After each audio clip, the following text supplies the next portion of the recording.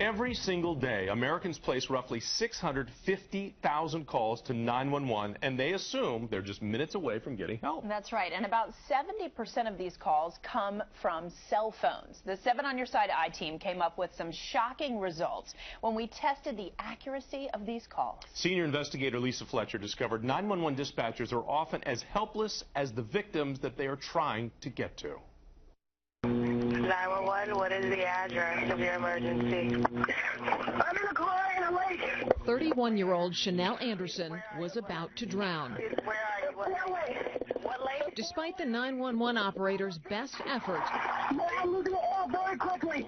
her system couldn't accurately locate Chanel Anderson in time. Give me the address one more time. It's not working. Moments later, the cell phone connection is lost as Anderson, trapped in her SUV, sinks to the bottom of a Georgia lake.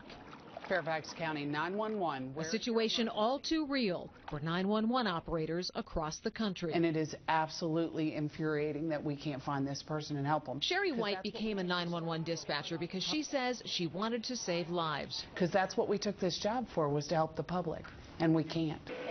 The 911 system uses technology that relies on the individual cell phone carrier. Unlike apps on your phone like Uber that automatically pinpoint and send information about where you are, 911 computers have to communicate with individual cell phone networks that search for you using less accurate technology. It is really frustrating to understand that someone that is calling for a pizza has a better, more accurate way of locating the customer than does a 911 call taker. Steve Souders runs one of the largest 911 call centers in the U.S., based in Fairfax, Virginia. He agreed to let us test the cell phone location accuracy for the 4 largest carriers. I placed the calls from ground zero.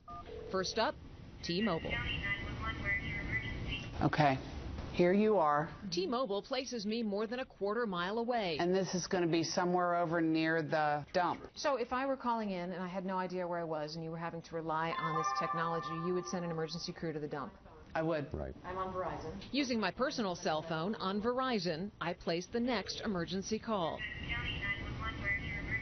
All right, this is where it shows you Piney Branch Road. That road is about 3 blocks from where I actually am. Next, AT&T. The call is not properly routed to the Fairfax 911 and instead somehow lands at a transfer center.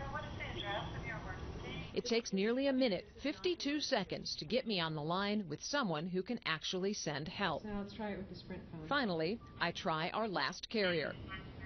That puts you here, 4725. So again, at least, what, a quarter mile or more away? That's the Costco store. In every single case, there was a problem. The technology exists to make sure that doesn't happen. Why wouldn't we use it? Admiral Jamie Barnett is the former FCC Chief of Public Safety and Homeland Security. Sadly, he says the results of our test were no surprise. Explain to me why the carriers are not required to use the better technology with better location accuracy. You pay for the GPS chip that's in your phone, and the federal government pays for the GPS satellites.